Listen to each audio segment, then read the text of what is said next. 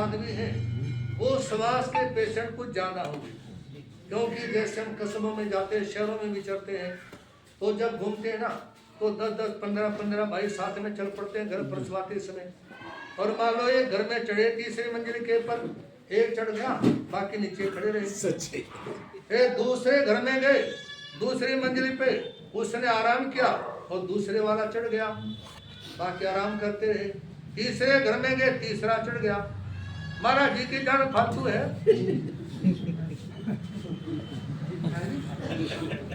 वो अकेला ही रगड़ रहा है। आप बारी बारी से, और महाराज जी एक नंबर पे, और महाराज जी कहते हैं और घर नहीं पहुंचने, अब चलो चलते हैं, अब चलो चलते हैं। महाराज जी बस 2-3 है बस, मेरा तो ऊपर ही है बस। अब ऊपर तो है, कितना ऊपर है। अब हमारा पंजाब विभाग में चातुर्मास था। एक भाई ने कहा कि महाराज जी मेरे घर पे यदि जाप बिठाने चलो, वो 24 घंटे का बिठाना चाहता हूँ। मैंने कहा चलेंगे जाप बिठाने के लिए। हाँ हो गई, पक्की बात हो गई। और उसके बाद में मतलब एक भाई ने कहा, आप पक्के होने के बाद में कहा कि महाराज जी जाओगे कैसे। मैंने कभी 1.5-2 किलोमीटर पे घर बताया इसने, चले जाएंगे, पर क्या मुश्किल है। कहते इसका घर है 32वें मंजिल के ऊपर। तो उस समय मैंने इधर सुदर्शन मुनि के बराबर बैठे सहजन को कहा कि भाई ऐसा है, मेरे को दूसरी जगह जाना है और वहाँ पे दूसरी जाना, ठीक है ना।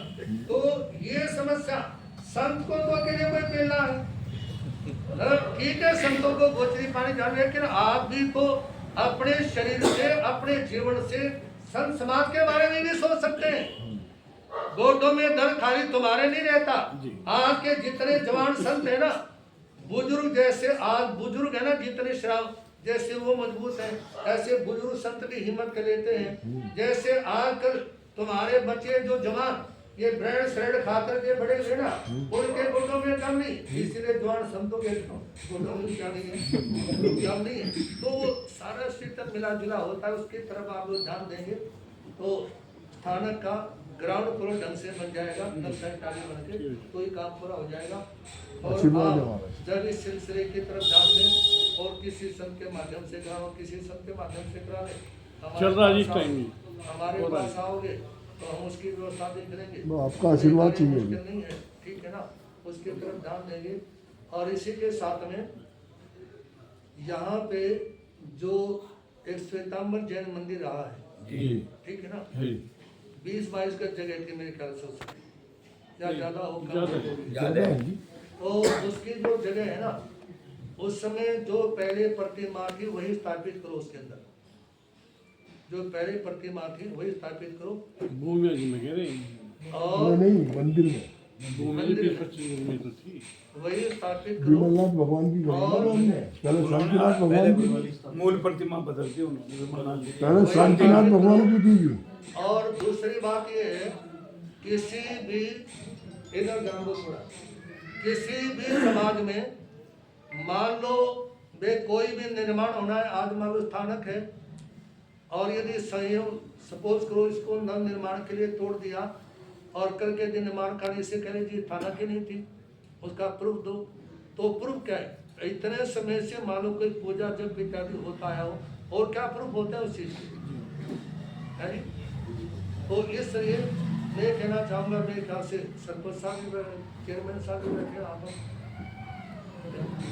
तो प्रधान जी हैं या आगे जो प्रधान बनेंगे या ये दोबारा बनेंगे या पहले दूसरे बनेंगे, जो भी हैं मेरे कहने चेयरमैन इत्यादि, तो उनसे भी इससे निवेदन है कि वे मान लो यहाँ जैन समाज छोटी है घर, तो इसका मतलब ये नहीं कि समाज को दबाया जाए या दबा करके रखा जाए या उस समय वे इसके विरुद्ध उसके विरुद्ध, क्योंकि एक स्थान है समाज का है तो वो समाज का ही तो रहेगा। उस समय थोड़ा कि दूसरे लोगों का हस्तक्षेप हो जाए, वो तुक में नहीं बैठता। और यदि कोई भी व्यक्ति उस कार्य में लगे तो उस समय जो थी चीज उसके हिसाब से तो आप लोगों को जो लगाना चाहिए, लेकिन उसको खत्म करने के हिसाब से जो नहीं लगाना। और ये भी ध्यान रखना, यदि उस प्राचीन काल की प्रतिमा के स्थापित करके आप चलोगे तो आगे भी बढ़ते जाओगे, अन्यथा उसकी हरासमेंट भी ज्यादा होती है। ये भी ध्यान रख लेना आप लोग, हरासमेंट भी उसकी बहुत ज्यादा होती है। मैं तो रात में सोच रहा था कि हमारे गुरुदेव के समाधि स्थल के ऊपर भगवान पारस साहब की प्रतिमा स्थापित थी, उसकी जगह बदली केवल। तो रात में मैं सोच रहा था कि वहाँ संस्था के लोगों के सामने सूचना भिजवाई जाए कि भाई उसको भी जल्द से स्थापित करें, और जो नया मंदिर बना उसमें भी जल्दी से जल्दी उसकी स्थापित करें। क्योंकि ये जो चीजें हैं ना किसी भी क्षेत्र में होती है, वो क्षेत्र के रक्षक देव बन जाते हैं। क्या बन जाते हैं? उस क्षेत्र के रक्षक देव बन जाते हैं वो। और यदि रक्षक देवों के साथ में कोई छेड़खानी करने की कोशिश करता है ना, तो उसकी जड़ हिल जाती है। ये मैं नहीं बोला, इतिहास उठा करके देख लो आप लोग। और इतिहास आप लोग खाली अयोध्या का इतिहास रह के देख लो। मैंने कई वर्ष पहले जनसत्ता अखबार में लेख पढ़ा था कि वो जो जगह है ना अभी तक 5 बार टूट चुकी। कितनी बार?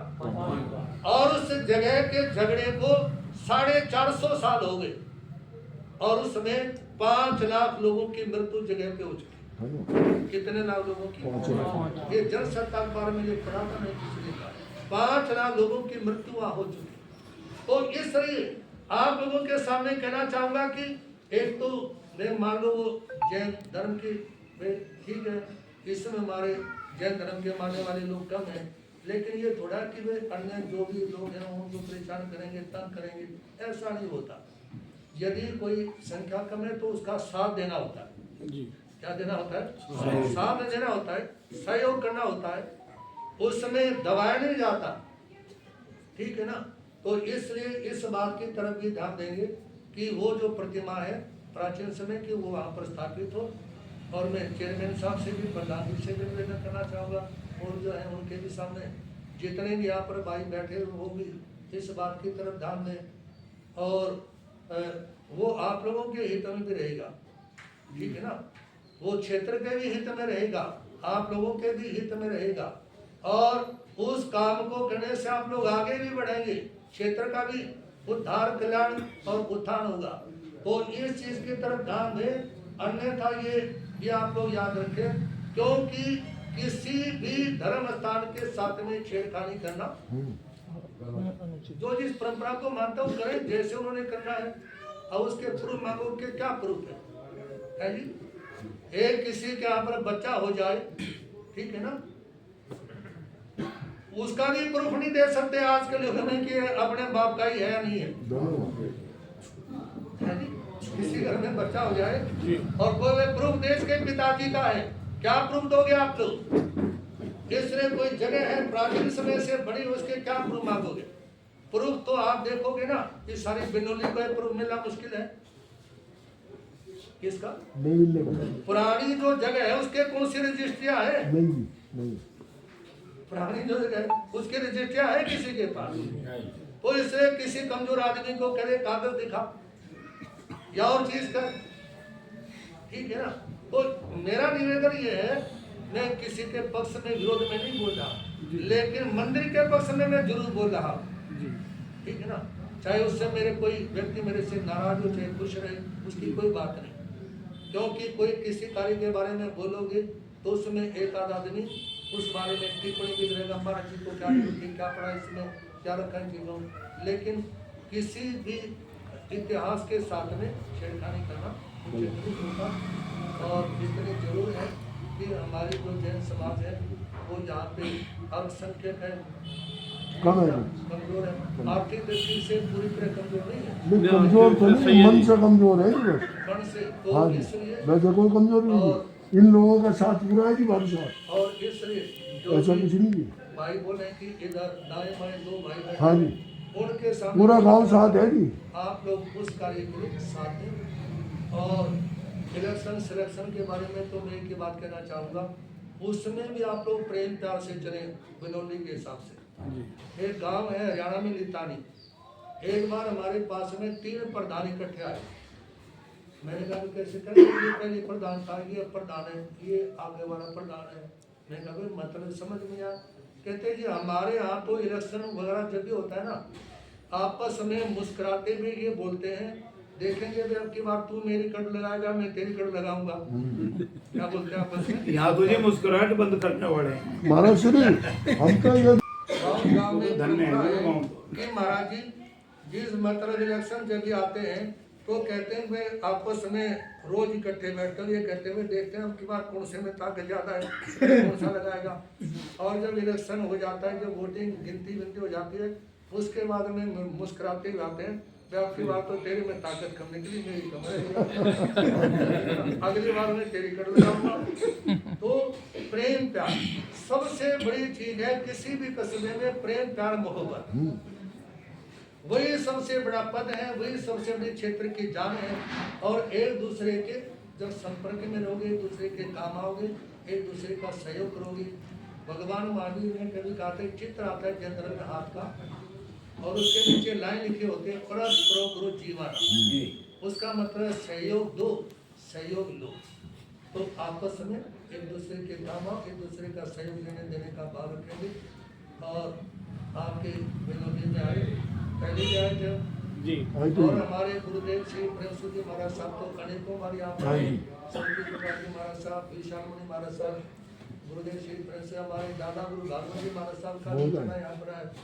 और 2 घंटे आसपास के इलाके में बहुत आए वो, और 2 घंटे में 2 घंटे की बात रखी थी वहाँ के प्रधान और प्रधान जी के पहले के 2 घंटे, वो 8 वर्ष के थे जब भागवत जी महाराज हमारे दादा गुरु विराजमान थे। 10-1 मिनट में बड़ी बात पूरी करना चाहूँगा। ओम प्रकाश जी ने बताया कि महाराज जी मैं 8 वर्ष का था, बीमार था बहुत ज़्यादा, और तुम्हारे दादा गुरुदेव भागवत जी महाराज साहब यहाँ पधारे हुए थे। तो मेरे पिताजी गए कि बच्चा बहुत ही बीमार है और इसके बारे में कुछ व्यवस्था कहा कि भाई यदि तुम आज सूर्य अस्त होने से पहले इसको घर से निकाल दोगे तो तुम्हारा बच्चा फिट हो जाएगा, स्वस्थ हो जाएगा, अन्यथा इसकी मौत भी हो सकती है। कहा कि मेरे पिताजी ने बुके में बिठा दिया उनका बेटा गुणेंद्र, प्यारा गया। कहा कि मेरा उस समय कहा कि बेटे को उन्होंने बुके में बिठा दिया। कहा कि इसको बुके में बिठा दो, जूता जोड़ दो और जूते को चला दो और इसको बाहर निकालो 2 घंटे से। तो ओम प्रकाश जी ने बताया कि मेरे पिताजी ने बुके में बिठा दिया, ध्यान देंगे, मेरे पिताजी ने बुके में बिठा दिया और झोटे को चला दिया और वो झोटा दाएं बाएं खेतों में चक्कर काटता इधर उधर घूमता फिरता वो पहुंच गया बड़ौद और अस्पताल के सामने जाके पंजे डाल पैर डाल के खड़ा हुआ। मेरे पिताजी ने उसी अस्पताल में प्रवेश किया। कहा कि पहले भी सारे अस्पतालों में जा चुके थे, सब जगह दिखा, कोई आराम नहीं पड़ा, और इस समय बुके में बिठा के घर से बाहर निकाला। इस अस्पताल में गए, डॉक्टर ने इंजेक्शन दिया, उसी दिन फिट हो गया। ये बात मेरे को ओम प्रकाश जी ने बताई, क्योंकि मेरा तो उस समय जन्म भी नहीं हुआ था जिस समय बाबू महाराज साहब। और इसलिए आप लोगों के सामने निवेदन है स्थानक के बारे में भी जी इसके और भी ध्यान दें, मंदिर के बारे में भी ध्यान दें और इलेक्शन इत्यादि के बारे में भी प्रेम से मोहब्बत के साथ में सारे कार्य करें। क्योंकि जितना आप लोग कई बार योगी बोलते हैं ना, बटोगे तो कटोगे, ठीक है ना। इसी तरह से यदि संगठित रहोगे तो अच्छा रहेगा और संगठित नहीं रहोगे तो वो नुकसान देता है। तो इसलिए आप लोगों के सामने पुनः निवेदन है, जो प्रेरणा दी, माता पिता की सेवा, अपने मालिक की सेवा और सेवा, इनका पूरा ध्यान रखेंगे। मिल करके दो पंक्ति बोलेंगे मंगल पाठ के कार्य, और दोपहर को 1 बजे मंगल पाठ यहाँ पे रहेगा और मंगल पाठ से करीब प्रस्थान हो सकता है। तो इसलिए आज ही मौसम खराब है महाराज साहब, आज का दिन और जी, आज का दिन और महाराज साहब, आज तो मौसम खराब है। किस्मत मीठा प्रेम प्यारा कोई मिलेगा किस्मत वाला। ये सत्संग वाला प्यारा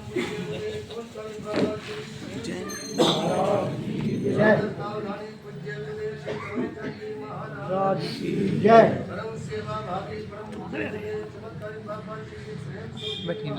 की जय।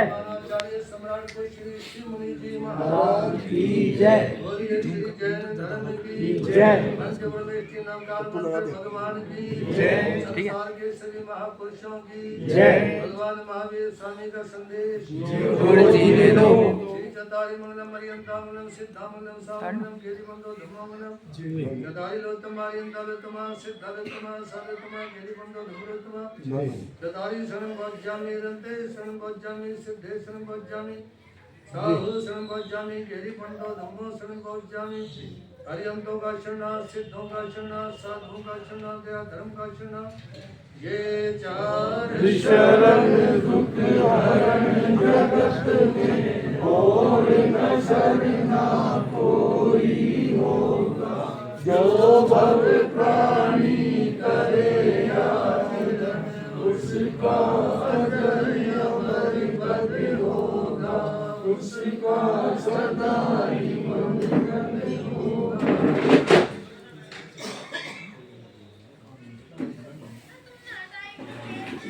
बोलिए गुरुदेव श्री उपेंद्र मुनि जी महाराज की जय। बोले राष्ट्र संत महर्षि उपेंद्र जी मुनि महाराज की जय। बोल चमत्कारी बाबा महाराज की जय।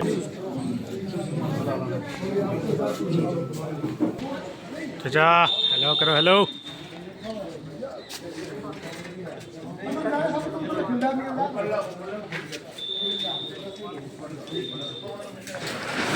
कितने के पैर